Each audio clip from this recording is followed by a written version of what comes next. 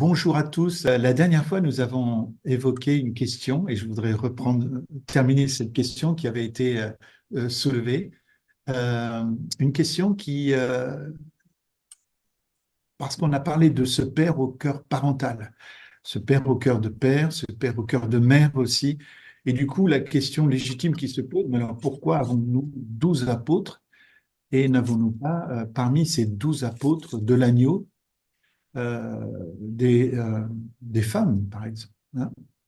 On a répondu à cela que euh, c'était, euh, c'était déjà dans un premier temps lié au fait que les 12 apôtres de l'agneau, hein, il faut bien préciser les 12 apôtres de l'agneau parce que dans le Nouveau Testament, il y aura d'autres agneaux, d'autres apôtres qui seront appelés par le Seigneur après l'ascension, hein.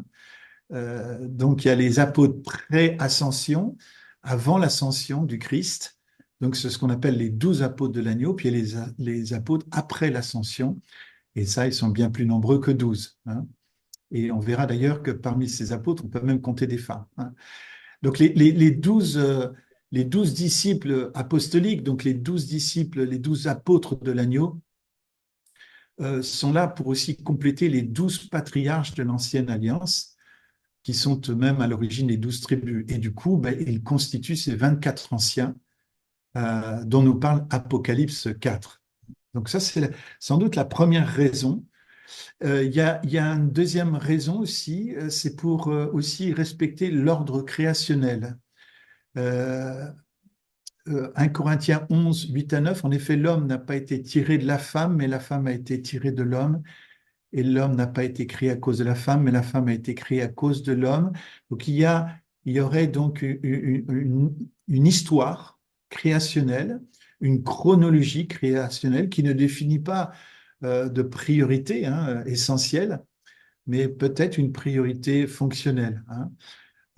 Donc il n'y a pas de suprématie, hein, essentielle, hein, on l'a dit la dernière fois, pas donc ce subordinationnisme. Je rappelle que le subordinationnisme, ben, c'est quand on estime qu'il y a une soumission qui est liée à la nature des personnes. Alors que la soumission dans la Bible, en tout cas parmi les êtres humains, elle ne peut pas être, elle ne sera jamais d'ordre essentiel. Elle a toujours de nature fonctionnelle, pour des raisons fonctionnelles, mais pas à cause de la nature des personnes. Euh, Et puis, surtout, je dirais, cet ordre créationnel a aussi une dimension prophétique énorme, énorme. Et c'est sans doute pour cette raison que les 12 apôtres de l'agneau sont des hommes. Pourquoi? Parce que en fait, la relation homme-femme, et en mettant homme devant femme, c'est pour rappeler que l'homme et la femme, le couple est symbolique d'une relation bien plus qui est en toile de fond de chaque couple, hein. C'est pour cette raison que d'ailleurs le couple est si attaqué. C'est pas le couple qui est attaqué quelque part, c'est l'image que le couple est censé représenter sur la terre, l'image missionnelle, hein, l'allégorie que le couple représente, la parabole que chaque couple représente. Le couple représente une parabole, et bien est là pour refléter la réalité de Jésus et de son Église, hein. Éphésiens 5, 25, 28, de 25 à 28, hein. Marie, aimez vos femmes comme Christ a aimé l'Église, hein, clairement. C'est un amour donc sacrificiel qui est requis des maris. Il s'est donné lui-même pour elle afin de la conduire à la sainteté, après l'avoir purifiée et lavée par l'eau de la parole, pour faire paraître devant lui cette Église glorieuse, sans tache, ni rien de semblable, mais sainte et irréprochable. En passant, ça me fait penser que je trouve que c'est tellement important qu'un mari et une femme puissent échanger leurs pensées sur la parole de Dieu, puissent vivre ce lavage de la parole régulièrement, qu'on puisse échanger, qu'on puisse se dire les découvertes qu'on en a fait dans la parole. Je crois que c'est tellement, tellement important. C'est ainsi que les maris doivent aimer leurs femmes comme leur propre corps. hein. Et celui qui aime sa femme s'aime lui-même, ce qui est une réalité psychologique importante, ce qui veut dire en d'autres cas que quand un homme se montre violent vers sa femme, eh bien en fait c'est parce qu'il ne s'aime pas lui-même. Et quand un homme frappe sa femme, eh bien ça prouve cette haine qu'il a contre son propre corps, ce qui ne saurait en aucun cas être l'expression du Christ. Et ce qui prouve bien que toute violence ne commence pas entre un homme et une femme, mais commence à l'intérieur de nous-mêmes, au centre de nous-mêmes, dans notre relation avec nous-mêmes. Nous y reviendrons dans quelques temps. Et ça, vous verrez, ça a une énorme importance, la relation que nous avons avec nous-mêmes. Parce qu'encore une fois, la violence ne commence pas entre nous et quelqu'un d'autre, mais elle commence à l'intérieur de chacun d'entre nous, entre nous et nous-mêmes. Et quand nous montrons violents envers les autres, en fait, ne faisons qu'exprimer une violence que nous avons contre nous-mêmes. C'est aussi simple que ça. Hein, aussi simple que ça. Euh, mais malheureusement, c'est de plus en plus présent. Hein. Donc, euh, donc la raison donc, pour laquelle il y aurait 12 apôtres de l'agneau, ce serait pour montrer que, voilà, pour être une image donc de ce Christ-là, qui est l'époux céleste, hein, qui est représenté par ces 12 apôtres aussi, et ces apôtres qui vont donner leur vie. On sait qu'ils vont tous mourir de mort violente. Hein. Aucun des 12 apôtres va, peut-être à part Jean, Jean qui lui va mourir de grande vieillesse sur l'île de Patmos, celui qui va, on pense, recevoir le livre de l'Apocalypse, hein, toute l'Apocalypse. Hein, il est peut-être mort, c'est peut-être le seul à être mort de vieillesse, mais il est mort en exil sur l'île de Patmos, alors que tous les autres sont morts de mort très violente, quoi. Donc, de manière sacrificielle, leur martyr a été la semence de l'Église, et ils ont aimé l'épouse jusqu'à donner leur vie et pour et voilà en offrant leur vie, hein, à l'épouse de Jésus. Donc c'est pour cette raison que leur consécration à l'Église de Jésus, et c'est ce qui est sans doute aussi la raison pour laquelle il y a eu une tradition de célibat pour ceux qui voulaient vraiment se donner au Seigneur. Et Paul en parlera, alors que Paul n'est pas un apôtre de l'agneau. Hein. Hein, c'est très étonnant. Paul reste quand même un fondateur, enfin, fait partie des fondateurs du christianisme par toutes ses épîtres, mais, euh, mais il ne fait pas partie des apôtres de l'agneau. Et pourtant, Paul a vécu ce célibat comme un don, euh, alors un don de célibat qu'il avait clairement, hein, mais aussi pour se consacrer pleinement à l'Église. Et puis parce que aussi clairement Paul, soyons clairs, hein, s'attendait au retour de Jésus dans sa vie. Hein. Chose qu'il a commencé à comprendre petit à petit que le retour de Christ pourrait tarder, hein, pourrait tarder. Et on voit que la pensée de Paul va évoluer par rapport à ça. Mais quelque part, son appel au célibat que Paul propose, eh bien, c'était aussi pour dire, mais comme Christ revient bientôt, écoutez, c'est peut-être pas la peine de s'engager dans une relation conjugale. En tout cas, si vous avez ce don de célibat, si vous ne brûlez pas, eh bien, considérez plutôt le célibat comme étant une voie supérieure, mais, euh, mais le couple étant aussi une voie sainte, hein, qui peut se mener dans la grâce. Mais Paul va placer finalement le célibat comme étant la forme la plus élevée, en fait, de la relation avec Dieu. Euh, et quelque part, le célibat, bizarrement, c'est le modèle du mariage dans la Bible, puisque c'est bien deux célibataires qui se sont donnés à Dieu, hein, qui devraient se marier, et non pas des gens qui se donnent seulement l'un à l'autre. Hein. Le Seigneur d'abord, on est marié d'abord au Seigneur avant d'être marié à son conjoint. Et ça, c'est tellement important. Parce que quand nous ne sommes pas mariés premièrement au Seigneur, eh bien, quand nous sommes mariés uniquement à notre conjoint, ben, nous risquons d'entrer dans une relation idolâtre. Et ça, le couple peut devenir idolâtre, hein, assez facilement, malheureusement. Hein. Je rappelle que l'idolâtrie, c'est tout ce qui est légitime, mais qui est secondaire et qui entend prendre une place première dans nos vies. Hein. Une autre raison, c'est que euh, c'est que ça, c'est une pensée personnelle, c'est que la raison pour laquelle il y a 12 apôtres de l'agneau qui sont des hommes, je pense que si c'est lié au fait à la démission adamique. Je crois que le grand problème de l'homme en général, depuis la chute, c'est sa démission adamique. En quoi y a-t-il une démission adamique? Eh bien, dans le fait que dans le jardin d'Éden,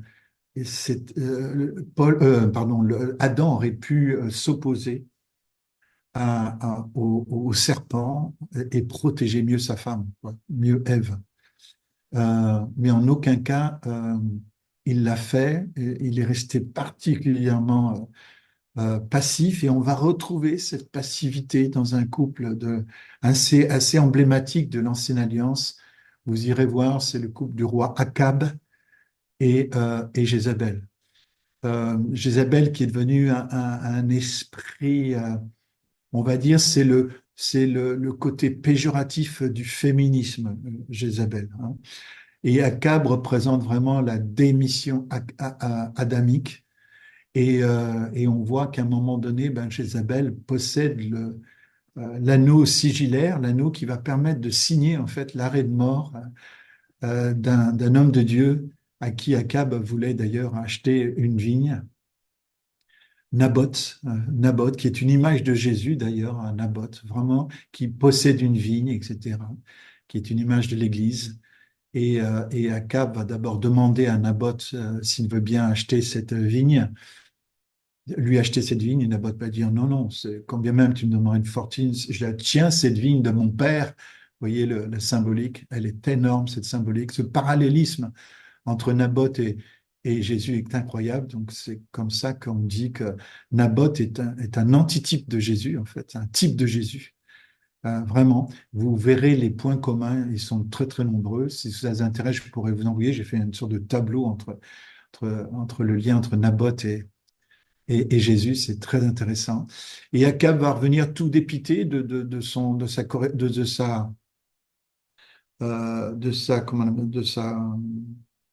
tentative d'acheter la vigne, dont on va venir voir Jézabel, puis Jézabel lui dit, mais en fait, qui est-ce qui porte la culotte ici? On sait très bien que c'est pas lui, c'est elle en fait, et puis du coup, elle va, elle va faire accuser Naboth avec deux faux témoins. Vous vous rappelez, ça vous rappelle pas quelque chose? Des faux témoins, vous voyez, contre Naboth pour qu'il soit exécuté.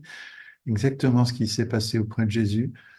Et Naboth va être exécuté, et puis Jézabel va remettre la vigne qu'elle aura volée suite au, au meurtre de Naboth à son mari Akab. Mais Akab, on voit qu'il a été complètement démissionnaire dans tout ça. Mais Élie, qui viendra confronter Akab, le roi Akab, lui ne va pas s'y tromper, va rendre Akab responsable. Ce qui prouve bien que dans n'importe quel, je dirais, dans n'importe quel tribunal moderne, Akab aurait été complètement relaxé parce qu'on voit bien en fait qu'il n'est même pas au courant des traquenards de sa femme Jézabel contre Naboth. Et que finalement il est au bénéfice du meurtre, mais ce ne sera pas lui qui va fomenter cela, puisque lui, il avait plutôt entendu la parole de Naboth en disant ok, tu veux pas me la vendre, tant pis. Et ça l'avait rendu très triste, c'est tout. C'est tout ce que l'on voit dans l'Écriture, dans ce passage-là. Mais donc tout tribunal moderne aurait relaxé Agab en disant que il est, je pense qu'il s'en tirerait avec des mois de sursis, quoi, hein, des années de sursis ou peut-être une ou deux années de prison en France. Par contre, Jézabel, elle en prendrait pour, euh, pour, euh, pour- pour très longtemps, parce qu'en fait, Jézabel, c'est elle qui a prémédité le crime et qui l'a fait exécuter, hein. Or, quand Élie va venir, c'est pas vers Jézabel, premièrement, qui va venir d'abord voir Akab, en le rendant responsable de la mort de Naboth. Ce qui prouve bien que Élie, représentant les principes du royaume de Dieu, va rendre le mari responsable devant l'Éternel du comportement de sa femme. Autrement dit, c'est ce que d'autres disent, il n'y aurait pas de Jézabel s'il n'y avait pas des Akab pour qu'il y ait une Jézabel quelque part, pour qu'il y ait un esprit de féminisme castrateur, on va dire comme ça, mais il faut qu'à un moment donné, un ACAB ait accepté d'être ACAB et entrer dans une forme de démission.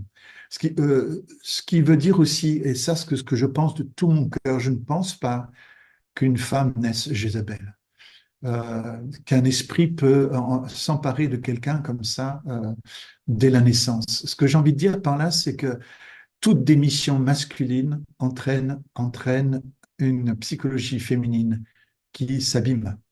Je parle dans le couple, hein, bien entendu. Je ne parle pas d'autre chose que le couple, là.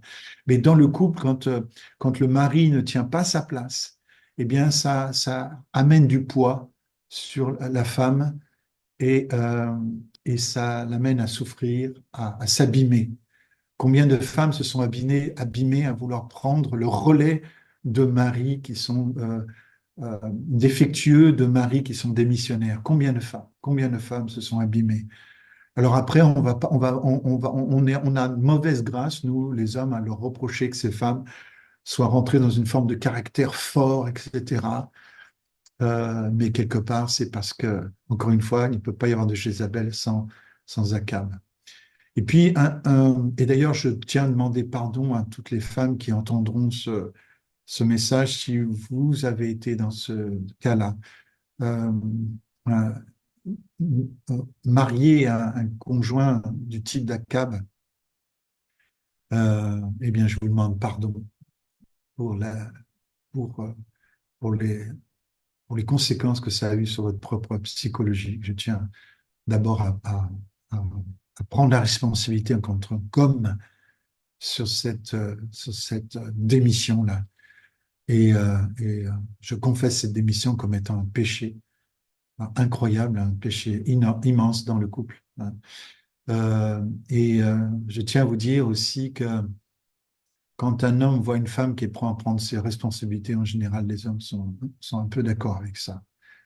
Il y a quelque chose là de la nature d'Adam, d'Akab, qui doit nous faire réfléchir, nous les hommes. Attention de ne pas démissionner de notre. C'est pas de nos prérogatives, mais de notre responsabilité. Responsabilité. Une autre image alors pas d'un couple là, c'est un tandem. C'est le tandem de Déborah et de Barak. Barak était un roi et Déborah une prophétesse qui prophétisait sous un palmier. Et pour faire court, Barak va demander à Déborah, qu'est-ce que le Seigneur a à dire dans une situation où il y avait des armées qui venaient contre Israël, et Déborah va proclamer la victoire. Et à ce moment-là, Barak va dire, bah, écoute, marche devant nous. Et Déborah lui dit, mais est-ce que Dieu donnera la victoire à une femme? Est-ce que ça serait bon pour la royauté? Une femme très très sage qui a su prendre sa place, non pas derrière Barak, mais à côté de Barak, pour que Barak soit encouragé. Donc Déborah va encourager Barak. Et d'ailleurs, Déborah est un symbole très très fort, puisque Déborah, ça veut dire l'abeille. Et une abeille peut donner du miel ou du venin. Vous voyez? Si Jézabel a donné du venin, eh bien, Déborah, elle a donné du miel. Et je crois que c'est le pouvoir qu'a toute femme, soit de donner du miel, soit de donner du venin. Mais en général, c'est lié à l'attitude du mari. C'est lié à l'attitude du mari. Si l'homme est prêt à prendre ses responsabilités, eh bien, et à traiter sa femme comme une princesse, alors euh, la princesse en question va donner du miel. Et le miel qu'a besoin tout homme, c'est un miel d'encouragement. Parce que l'homme est tellement fragile sur sa validation personnelle qu'il a toujours besoin d'une parole féminine. Vous ne vous rendez pas compte, les sœurs, la parole, le pouvoir qu'a votre parole d'encouragement chez un homme. Vous pouvez faire de votre homme un roi, ou vous pouvez faire de votre homme un esclave. Ça dépend de comment vous allez lui parler. Et inversement, les hommes, vous pouvez faire de votre femme un esclave ou vous faire de votre femme une princesse. D'ailleurs, c'est une histoire, je vais vous raconter deux histoires qui illustrent ça. C'est C'est en Afrique, ça se passe. J'avais entendu ça en Afrique, une histoire vraie, hein. C'est un homme qui disait, mais toi, de toute façon, t'es moins que rien en parlant à sa femme. T'es moins que rien, t'es moins que rien. Tout le temps, il passait son temps à lui dire, t'es moins que rien, t'es moins que rien, t'es moins que rien. Et un jour, l'homme, en particulièrement colère, qui dit, mais tu sais qui tu es, toi? Et elle répond, oui, je suis la femme de moins que rien. Voilà, touché, coulé, hein. Et puis une autre histoire aussi qui me parle aussi, qui m'avait beaucoup parlé. Alors ça, c'est une histoire drôle, hein. Histoire drôle je pense pas qu'elle se soit passée, bien que, quoique, un jour, on raconte, euh, c'était, allez, je vais prendre l'exemple de Barack Obama, hein. Je me rappelle plus si c'était Barack Obama, je crois que c'était le président avant, mais peu importe, ça marchera avec Barack Obama aussi. Vous savez, l'ancien président des États-Unis, Barack Obama donc arrive avec sa femme, je ne me rappelle plus comment elle s'appelle sa femme. Euh, enfin, bref, et ils arrivent dans une station-service. Et Barack Obama qui dit, se tourne vers sa femme et dit, Chérie, tu vois, si tu avais épousé cet homme-là que je vois, euh, tu serais aujourd'hui euh, responsable d'une station-service avec cet homme. Et la femme dit, non, chérie, tu te trompes. Si j'avais épousé cet homme, c'est lui qui serait président des États-Unis aujourd'hui. Voilà, j'aime beaucoup cette histoire, elle est tellement vraie, elle est tellement vraie. Et ça, c'est pour honorer les sœurs qui entendent ce message. Une femme qui encourage son mari, waouh, l'amènera à des endroits qu'il ne peut pas soupçonner, hein, clairement. Mais vous, Marie, aimez vos femmes comme Christ a aimé l'Église au point de donner sa vie. Aimez-la sacrificiellement. Voilà. Et puis, quatrième raison pour laquelle le Seigneur a dévolu donc un rôle masculin, il faut aux 12 apôtres de l'agneau, hein, aux 12 apôtres de l'agneau, il faut l'équilibrer avec le constat suivant, c'est que les femmes ont été aux côtés de Jésus lors de sa crucifixion. Ça reste indéniable. Ça reste indéniable. C'est qu'en aucun cas, euh, les hommes n'ont été choisis à cause de leur présence. Au contraire, hein, il semblerait que ils ont plutôt brillé par leur absence. Je voudrais juste vous dire le nombre de femmes qui étaient présentes lors de sa crucifixion. Vous avez Marie, la mère de Jésus. Vous avez Marie Magdala. Vous avez Marie, la mère de Jacques et de Joseph. Vous avez Salomé. Vous avez Marie, la femme de Clopas. Et puis le seul homme présent, on pense un adolescent à l'époque, hein, un jeune adolescent, c'est Jean, le fameux apôtre Jean, qui est le seul présent. Donc vous voyez que euh, il y avait des femmes. Et puis plus tard, après l'ascension de Jésus, hein, il faut reconnaître que les deux premières évangélistes apostoliques, hein, sont la Samaritaine qui a annoncé le Christ au sang mêlé de Samarie. Je dis les sangs mêlés, c'est comme ça que les Samaritains étaient méprisés, hein, du royaume du Sud, hein, du royaume de Juda. Les Juifs mais haïssaient les Samaritains, mais c'était un racisme incroyable. Vous savez, on raconte qu'en Italie, par exemple, vous avez l'Italie du Nord qui méprise les gens du Sud. Ben là, c'est le contraire, c'est les gens du Sud qui méprisaient les gens du Nord. En Italie, les gens de l'Italie du Nord appellent les Italiens du Sud les terroni, hein, c'est-à-dire les bouseux en gros, hein. Ben un peu comme en France d'ailleurs, entre les Parisiens et puis la province, les provinciaux, quoi. Un Parisien dit les provinciaux, il a presque tout dit, parce qu'il y a une arrogance en France qui est élevée au rang d'une qualité, hein. Euh, mais en Israël à l'époque, être samaritain, c'était vraiment le signe des sans-mêlés. C'est-à-dire que ça voulait dire que des juifs qui s'étaient mariés avec des non-juifs, quoi. Et là, c'était vraiment des symboles du compromis, enfin, dans toutes ces formes, quoi. C'est toutes ces formes, quoi. Et vraiment, c'était le peuple honni, quoi. Et si vous vouliez insulter quelqu'un, vous disiez, t'es un Samaritain, quoi. Et là, pouf. Pour cette raison que Jésus va utiliser le Samaritain pour confondre les scribes et les pharisiens, notamment la parabole du bon Samaritain. J'ai pas le temps d'y revenir, mais le bon Samaritain dans cette parabole, bah, c'est Jésus-Christ. C'est un type de Jésus, clairement, du Messie, hein. Donc, eh bien, c'est une Samaritaine qui va devenir le premier évangéliste, hein, qui va annoncer le Christ aux 100 mêlés de Samarie.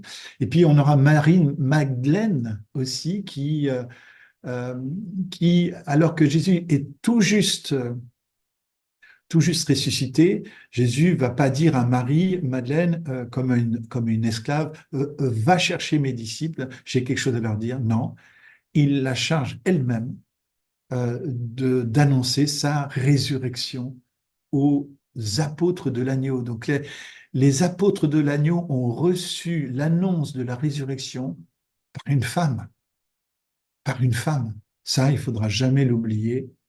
Euh, le dimanche de Pâques, une femme qui est allée annoncer aux apôtres, missionnée par le Christ lui-même. Donc, finalement, les deux premiers apôtres euh, euh, une vers les nations et une euh, vers, euh, vers les disciples, vers les apôtres, eh bien, c'était des femmes. Et puis, il y aura aussi, à la fin de l'épître aux Romains, Paul va citer Andronicus et Junia, alors peut-être un couple, hein, Andronicus et Junia, et très estimés en tant qu'apôtres au pluriel. Donc Andronicus et Junia, soit un tandem apostolique, soit un couple apostolique, mais ils sont très estimés en tant qu'apôtres. Ça, c'est dans Romains 6, 7. Et plus tard, des gens vont essayer de mettre un S à Junia pour essayer d'en faire masculiniser le prénom, comme si une femme ne pouvait pas être auprès de son mari ou dans un tandem apostolique. Et puis la dernière chose que j'aimerais dire par rapport à l'homme et la femme, c'est que l'égalitarisme, bien sûr, il y a une égalité entre l'homme et la femme. C'est le même sang qui a coulé pour l'homme et le même sang qui coule pour une femme. Nous sommes sauvés de la même manière. Nous passons par la même circoncision qui est le baptême d'eau et nous sommes cohéritiers de la vie ensemble. Et c'est justement ça qui va faire justement évoluer euh, les, euh, le droit successoral. C'est le Christ qui va faire évoluer le droit successoral, c'est cette égalité entre hommes et femmes. Mais l'égalitarisme, nous verrons un peu plus tard, lorsque nous parlerons de l'aîné, l'égalitarisme crée une injustice, ne rend pas compte de la complémentarité qu'il y a entre un homme et une femme. L'égalitarisme peut biffer les différences, veut biffer les différences, veut aligner l'homme avec la femme en toute chose, alors que quelque part, il y a une telle complémentarité, une telle beauté dans la complémentarité entre un homme et une femme. Non, nous ne sommes pas faits tout à fait pareils. Notre psychologie n'est pas tout à fait pareille. Il y a une complémentarité, il y a une hétérogénéité euh, qui est absolument merveilleuse. Moi, je suis un admiratif de la gente féminine parce que je suis marié à Mylène, qui est une femme extraordinaire, m'a donné trois filles dont je ne cesse d'admirer leur différence avec moi. C'est des discussions qu'on a toujours eues en famille, ces différences qu'il y a entre l'homme et la femme. C'est tellement beau cette complémentarité. On a tellement besoin de cette complémentarité pour redevenir un, hein. Être une seule chair, c'est pas réunir deux choses identiques, c'est unir deux choses qui sont hétérogènes au départ et qui forment une unité qui est très intéressante, hein, qui est très intéressante, qui amène une synergie. Et on sait que le résultat d'une synergie est toujours plus grand que la combinaison des deux forces de départ, hein. C'est ça là. On dit que si un cheval peut tirer une tonne, deux chevaux peuvent en tirer. Eh bien, je me souviens plus, j'avoue, mais c'est pas 2 tonnes, c'est bien au-delà de 2 tonnes. 2 tonnes, si un cheval peut tirer une tonne, deux chevaux peuvent en tirer six ou sept, je crois. Et ça, c'est justement la force de la synergie, hein. Euh, donc moi, je préfère l'idée de parité, de complémentarité, de responsabilité, comme j'en ai parlé pour tout à l'heure pour Akab et Jézabel, pour Adam et Ève, et puis pour Barak et Déborah.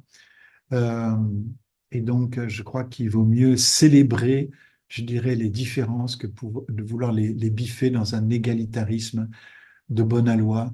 Euh, et, euh, et par contre, je suis absolument d'accord qu'il doit y avoir une parité dans les salaires, mais je comprends aussi qu'il y a certains jobs que les femmes auront du mal à accomplir. Je pense au métier de maçon, par exemple, parce que si la Bible, par exemple, parle d'un sexe plus faible, je crois que c'est au niveau physique, un travail de maçon, certains jobs difficiles, physiques, c'est pas forcément facile pour les femmes de les faire.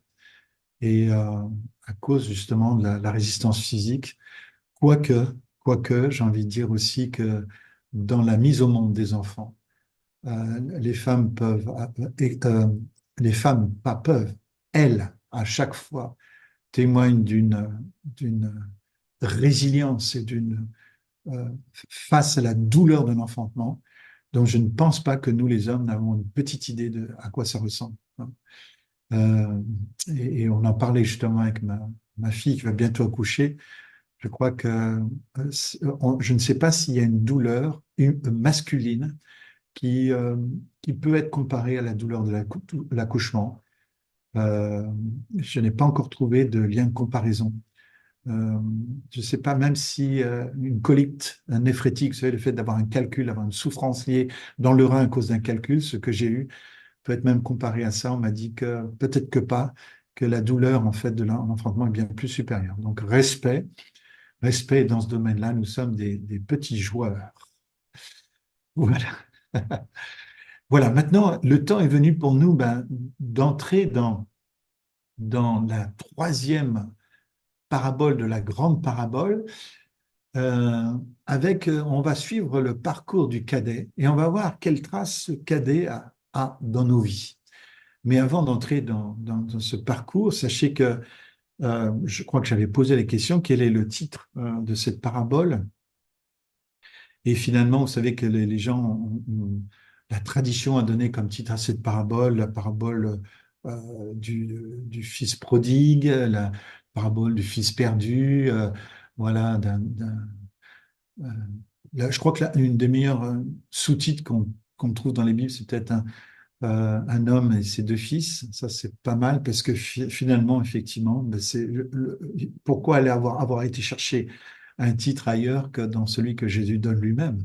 Puisque dans Luc 15, verset 11, Jésus va dire, un homme avait deux fils. Voilà, voici le titre, hein. Un homme avait deux fils.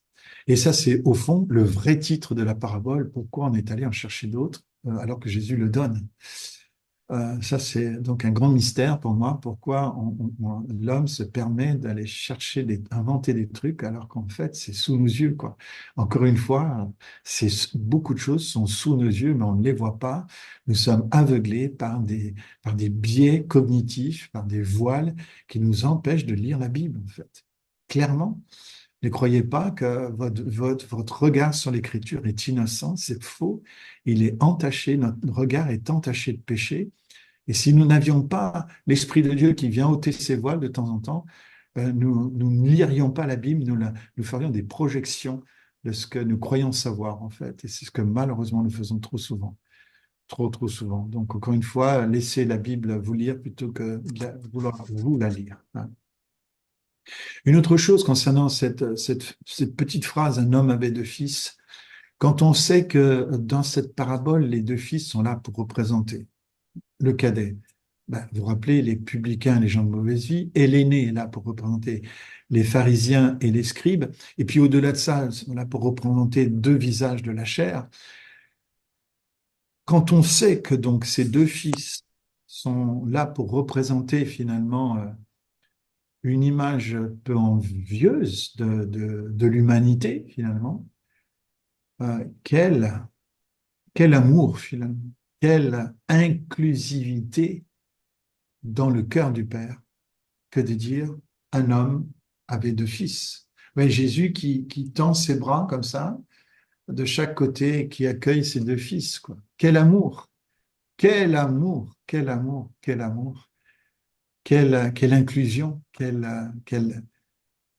waouh, moi, ça me sidère, quoi.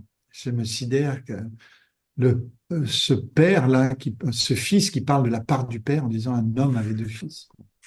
Waouh, quel amour. Quand on sait de qui ces deux fils sont l'allégorie. Waouh! Je vous laisse méditer là-dessus. Puis ensuite, la forme du verset est très intéressante. Un homme avait deux fils. C'est-à-dire que quand vous êtes la première personne à entendre ça, mettez-vous à leur place. Un homme, donc on ne sait pas quel est cet homme, puisque Jésus, vous vous rappelez dans la première parabole, il dit, quel est l'homme parmi vous qui a des brebis? Quelle est la femme? Et puis de nouveau, un homme. Et du coup, ils sont déjà un petit peu sur leur garde, hein, les scribes et les pharisiens. Qu'est-ce qui va encore nous sortir? Un homme avait deux fils. Et tout d'un coup, on comprend que puisqu'un homme avait deux fils, alors l'homme en question est un père. Donc, vous voyez, c'est intéressant. Jésus n'a pas commencé par dire un père avait deux fils. Il a dit un homme avait deux fils. Autrement dit, il faut attendre la fin de la phrase pour comprendre qui est l'homme. Et je pense que c'est une manière de nous montrer que c'est pas la paternité biologique n'est pas le plus important. C'est c'est la quête relationnelle qui est importante. Autrement dit, c'est parce que un homme a deux fils que c'est ces deux fils qui font de cet homme un père. Et ce qui veut dire que, regardez, ça fait un homme avait deux fils et hop, c'est un, deux, trois. Et on revient au départ. Un, deux, un homme, deux fils, et boum, on revient au départ. Et du coup, en trois, on comprend que cet homme est un père. Je veux dire qu'en aucun cas, un père est un titre, un titre biologique. Tout père biologique doit construire quelque chose sur cette biologie. Toute mère biologique doit construire quelque chose sur cette biologie, doit construire une relation qui est appelée à durer toute la vie, toute une vie, hein, toute une vie. C'est pour ça qu'il faut jamais perdre la relation. Quand bien même vos enfants vous décevraient par leur comportement, est-ce que honnêtement, le cadet et l'aîné ne sont pas décevants dans cette parabole? Euh, est-ce que les publicains et les gens de mauvaise vie n'étaient pas décevants? Est-ce que les scribes et les pharisiens n'étaient pas décevants?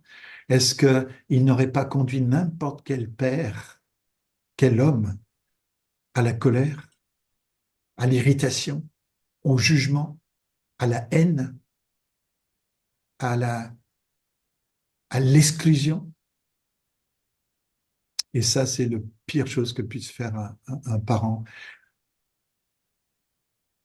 Euh, j'ai été tenté, j'ai été tenté moi-même en tant que père, à un moment donné, de rejeter le comportement, rejeter une de mes filles quelque part à cause de son comportement. Pendant quelques instants, ça n'a pas duré très longtemps, mais j'ai été mais, tellement en colère de voir son comportement. J'étais tellement blessé, tellement dévasté, que très vite, il a fallu que je me reprenne. Et non, non, non, non. Parce que finalement, vous savez ce qui se passe quand un père ou une mère se tourne, se braque contre l'un de ses enfants, eh bien, c'est comme s'il livre cet enfant à l'ennemi et au diable. Puisque dès qu'un père, dès qu'un fils ou une fille euh, se détache de ses parents, vous pouvez être sûr que quelqu'un va l'accueillir. Et c'est l'ennemi qui va offrir euh, une cabane de honte, une cabane de colère, de ressentiment à l'enfant, dans lequel l'enfant va s'abîmer dans sa psychologie et dans sa relation. Surtout, surtout les amis, ne perdez jamais la relation. Vous n'êtes pas obligé d'être d'accord avec le comportement de vos enfants. Et d'ailleurs, il faut leur dire une fois, une bonne fois, mais une seule fois, pas de leur répéter, les saouler constamment avec leurs choix personnels, mais en leur rappelant qu'une seule fois, en leur montrant une seule fois, là où vous n'êtes pas d'accord sur leur comportement. Mais il faut les assurer de votre relation, votre relation. Faut garder la relation, il faut tout faire pour garder la relation, tout faire, tout faire. Parce que la relation, c'est ce qui permettra le chemin de retour des parents vers leurs enfants et des enfants de leurs parents. Donc un homme ou une femme n'est pas mère biologique et père biologique uniquement. Ça, c'est une donne biologique sur laquelle il va falloir construire une relation. Et la relation, c'est tout. C'est absolument tout. Autre chose dans ce titre qui est très intéressant, un homme avait deux fils. Quand on sait qui sont ces deux fils, et quand on sait que Jésus parle de son Père, autrement dit, est-ce que là, on n'a pas quelque chose d'incroyablement, moi qui m'a beaucoup aidé, je vous assure qu'il m'a beaucoup aidé quand je regarde l'Église, avec un grand E en général. C'est que si cet homme est le Père et qu'il a deux fils, alors Dieu est le Père d'une famille dysfonctionnelle. Eh oui. Et ça m'a énormément aidé d'imaginer que Dieu est amour, que Dieu nous aime malgré nos dysfonctionnements. Parce que quand vous regardez l'Église avec un grand E, excusez-moi, mais c'est très difficile d'y voir une famille unie, une famille qui marche bien. Nous rencontrons régulièrement des dysfonctionnements. Et dans le ministère en particulier, si vous êtes dans le ministère, vous allez rencontrer forcément régulièrement des dysfonctionnements. Mais souvenez-vous que chaque fois que vous rencontrerez un dysfonctionnement dans le corps de Christ, souvenez-vous toujours que la famille de Dieu est une famille dysfonctionnelle. Et si vous ne croyez pas, si vous pensez que c'est une exagération, je vous invite juste à lire Apocalypse, les lettres qui sont écrites aux 7 églises. Regardez chaque église particulièrement. Et à part Philadelphie, l'église de Philadelphie, regardez les 6 autres. Et dites-moi si les 6 autres ne sont pas des familles dysfonctionnelles. Et pourtant, ce sont 7 églises qui appartiennent au Seigneur. Mais ce sont 7 églises aussi dysfonctionnelles. D'ailleurs, comment l'Église peut être autre chose que dysfonctionnelle, quelque part, dans, dans sa donne principale? Comment elle peut être dysfonctionnelle? Autre chose que dysfonctionnelle, puisque le dysfonctionnement, s'il y a un cadet et un aîné qui est en nous, est-ce qu'au fond, nous dysfonctionnons pas, quelque part, entre la chair et l'esprit, entre le principe de la chair, de l'homme livré lui-même, et le principe d'une vie par l'esprit. Si nous marchons par l'esprit, nous n'accomplirons pas les convoitises de la chair. Mais si nous marchons par la chair, nous accomplissons les désirs de la chair et nous dysfonctionnons à plein tube. À plein tube. Donc il y a un dysfonctionnement qui est tapis en nous et qui fait que si nous sommes, si je suis dysfonctionnel, comment je peux m'attendre à ce que l'Église ne le soit pas? Et c'est là où il y a une illusion qui fait que beaucoup sont déçus de l'Église. Euh, Mais finalement, posez-vous la question, d'où vient votre déception? Est-ce qu'elle vient de l'Église elle-même ou elle vient du fait que vous reprochez à l'Église, euh, c'est finalement euh, que l'Église soit votre image, finalement, dysfonctionnelle. Voilà. Donc ça, c'est quelque chose à méditer. Mais en tout cas, moi, comment vous dire, ça me déprime pas de dire ça. Je sais pas comment vous dire. Ça me déprime pas, au contraire, wow, l'amour.